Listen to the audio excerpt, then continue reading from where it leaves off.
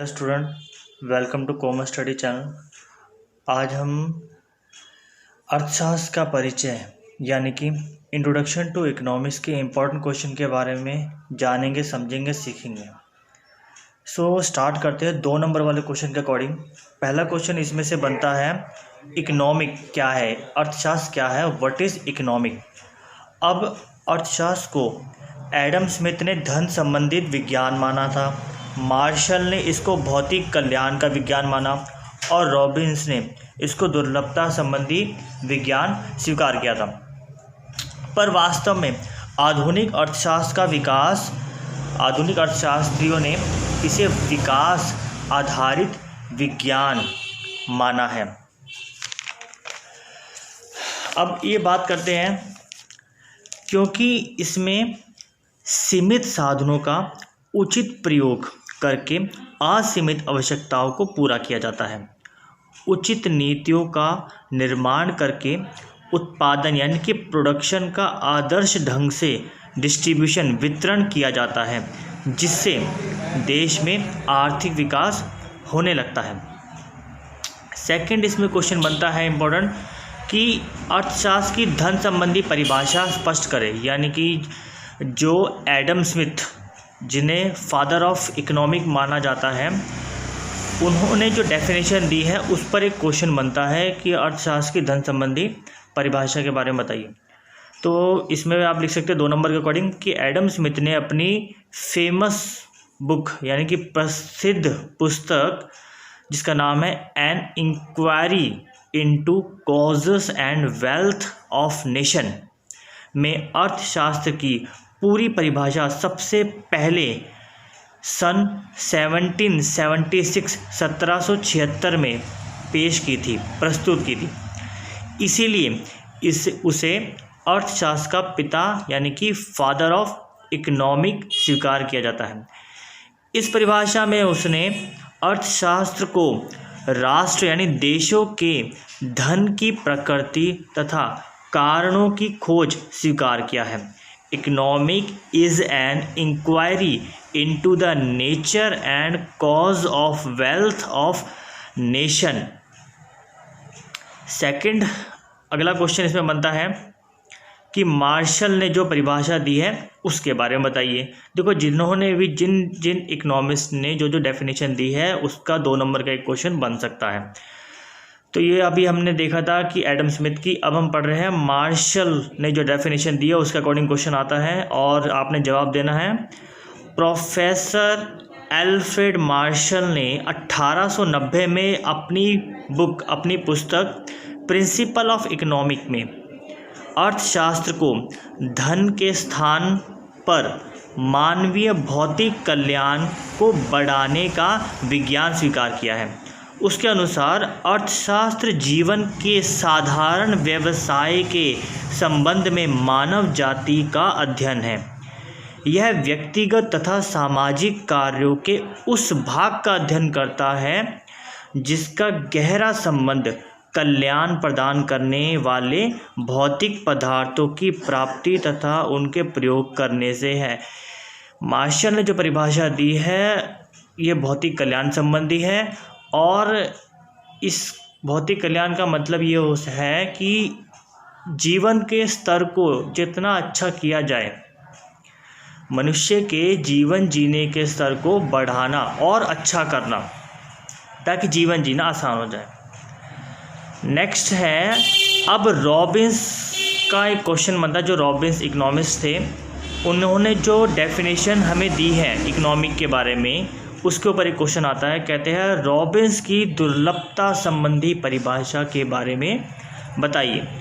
तो अर्थशास्त्र की मार्शल की भौतिक कल्याण संबंधी परिभाषा की आलोचना करके रॉबिन्स ने 1932 में अपनी पुस्तक an essay on nature and significance of economic science में एक नई परिभाषा का प्रतिपादन किया है और उन्होंने जो परिभाषा दी है उसे दुर्लभता की परिभाषा के नाम से जाना जाता है। लॉर्ड रॉबिन्स के अनुसार अर्थशास्त्र वह विज्ञान है जो विभिन्न उपयोगों वाले दुर्लभ साधनों तथा असीमित उद्देश्यों से संबंध रखने वाले मानवीय व्यवहार का अध्ययन करता है। क्योंकि साधन दुर्लभ है, हमारी आवश्यकता असीमित है, उन्होंने यही बताया है कि दुर्लभ साधनों से कैसे हम अपनी आवश्यकताओं को पूरा कर सकते हैं।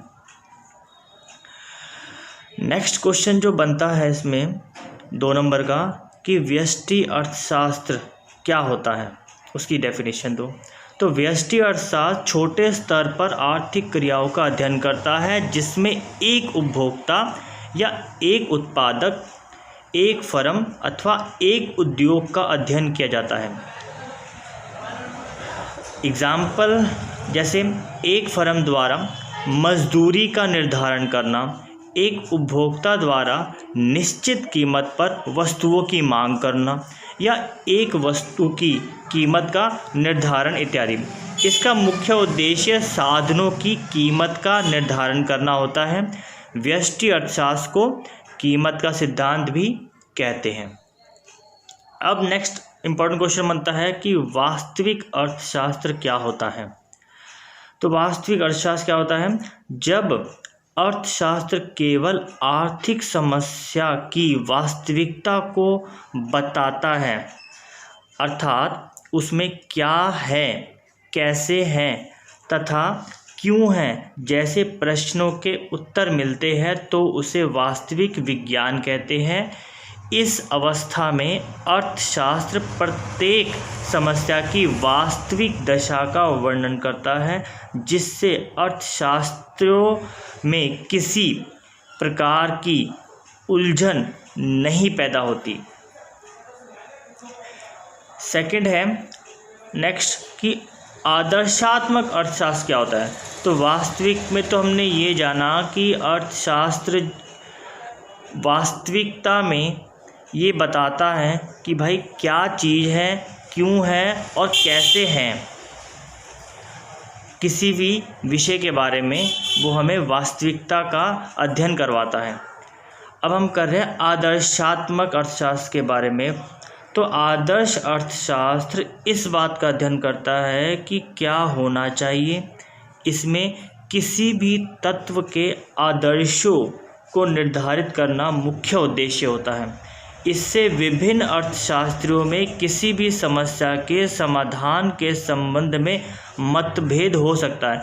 क्योंकि आदर्शात्मक अर्थशास्त्र में हम ये अध्ययन करते हैं कि क्या होना चाहिए, कैसे होना चाहिए। यहाँ पर रियलिटी पे नहीं, हम यहाँ बात कर रहे हैं कि भाई ऐसा है लेकिन ऐसा होना चाहिए।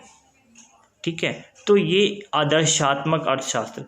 वास्तविक में रियलिटी पर फोकस किया जाता है कि क्या है, कैसे है, क्यों है, जबकि आदर्शात्मक में ये देखा जाता है कि क्या होना चाहिए और कैसे होना चाहिए। इसके बाद एक क्वेश्चन बनता है कि केंद्रीकृत अर्थव्यवस्था या नियोजित अर्थव्यवस्था क्या होती है। तो ऐसी अर्थव्यवस्था जिसमें केंद्रीय अधिकारी निश्चित उद्देश्य के लिए प्रयत्नशील होते हैं केंद्रीकृत अथवा नियोजित अर्थव्यवस्था कहलाती है। इस अर्थव्यवस्था का जो मुख्य उद्देश्य अधिकतम सामाजिक लाभ प्राप्त करना होता है तथा इसका कार्य केंद्रीय अधिकारी आर्थिक विकास के लिए करते हैं। तो ये थे आपके 2 नंबर वाले क्वेश्चन। ठीक है, अच्छा इसमें एक क्वेश्चन और आ जाता है, जैसे दुर्लभता से क्या अभिप्राय। सिंपल क्वेश्चन आपसे पूछ सकता है कि दुर्लभता से क्या अभिप्राय है। तो अर्थशास्त्र में दुर्लभ का अर्थ साधनों का आवश्यकताओं की तुलना में कम होना होता है। यानी कि साधन कम है जिसके ज़रिए हम अपनी आवश्यकताओं को पूरा कर सकते हैं। आवश्यकताएं हमारी असीमित हैं और साधन कम है। रॉबिन्स के अनुसार इसी कारण मुख्य आर्थिक समस्या पैदा होती है। तो दुर्लभ साधनों के कारण ही हमारी आर्थिक समस्याएं पैदा होती हैं। ये थे 2 नंबर वाले इम्पोर्टेंट क्वेश्चन।